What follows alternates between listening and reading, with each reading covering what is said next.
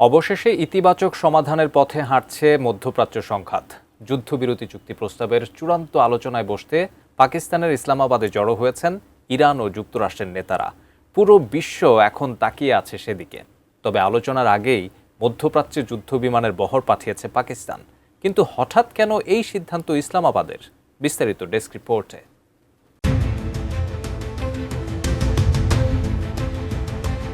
যুদ্ধবিরতি বিষয়ে আলোচনা করতে ইরান ও যুক্তরাষ্ট্রের প্রতিনিধি দল পাকিস্তানের রাজধানী ইসলামাবাদে পৌঁছেছেন। পাকিস্তানের প্রধানমন্ত্রী শাহবাজ শরীফ এই আলোচনাকে যুদ্ধের সমাধান খোঁজার ক্ষেত্রে একটি নীতি নির্ধারণী মুহূর্ত হিসেবে বর্ণনা করেছেন। তবে আলোচনায় বসার আগেই মধ্যপ্রাচ্যে যুদ্ধবিমানের বহর পাঠায় ইসলামাবাদ।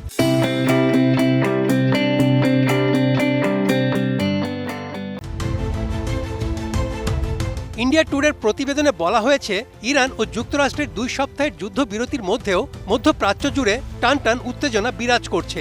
তাই ইরানি নেতাদের নিরাপদে ও নির্বিঘ্নে ইসলামাবাদে নিয়ে যাওয়ার গুরুতর দায়িত্ব পড়েছে পাকিস্তানের উপর। সেই দায়িত্বের অংশ হিসেবেই পাকিস্তান তাদের যুদ্ধবিমানের বহর পাঠায় মধ্যপ্রাচ্যে, যাতে তেহরান থেকে ইসলামাবাদে পৌঁছানোর সময় ইরানি প্রতিনিধি দলকে ইসরায়েলি হামলার শিকার হতে না হয়। এছাড়া শান্তি আলোচনায় কোনো রকম নাশকতা এড়ানোর জন্য এই কড়া সামরিক পাহারার বন্দোবস্ত করে পাকিস্তান। জানা যায়, ইসরায়েল যাতে কোনো রকম বিপত্তি না ঘটাতে পারে সেজন্য 10 এপ্রিল সকাল থেকেই সৌদি আরব, সংযুক্ত আরব আমিরাত এবং ইরানের বন্দর আব্বাসের আকাশে আয়রন এসকর্ট হিসেবে F-17 থান্ডার এবং F-16 যুদ্ধবিমান প্রস্তুত রেখেছিল পাকিস্তান। গত 8 এপ্রিল পাকিস্তানের মধ্যস্থতায় এবং চীনের সহায়তায় যুক্তরাষ্ট্রের সঙ্গে সাময়িক যুদ্ধবিরতিতে সম্মত হয়েছে ইরান। যুদ্ধবিরতির শর্ত এবং মেয়াদ চূড়ান্ত করতে 11 এপ্রিল পাকিস্তানের রাজধানী ইসলামাবাদে দুপক্ষের বৈঠক বসে। 1979 সালে ইরানে ইসলামিক বিপ্লবের পর এই প্রথম ওয়াশিংটন ও তেহরানের মধ্যে সর্বোচ্চ পর্যায়ের সরাসরি বৈঠক হচ্ছে।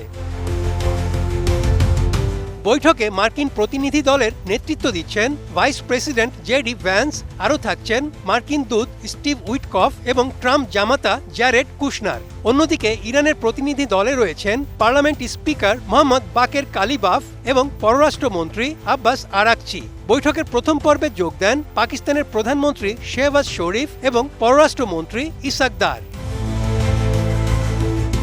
বিশ্লেষকরা বলছেন, যুক্তরাষ্ট্র ও ইরানের মধ্যে বিশ্বাসের ঘাটতি রয়েছে, কারণ গত 1 বছরে একই ইস্যু নিয়ে উভয় পক্ষ ইতিমধ্যে 2 বার আলোচনায় বসেছে, কিন্তু দুবারই প্রচেষ্টা ফলপ্রসূ হওয়ার আগেই যুদ্ধ শুরু হয়ে যায়। এখন দেখার বিষয়, এবারের বৈঠক কোন দিকে মোড় নিবে। বৈঠক কি ফলপ্রসূ হবে নাকি ভেস্তে যাবে, সেদিকেই তাকিয়ে আছে গোটা বিশ্ব।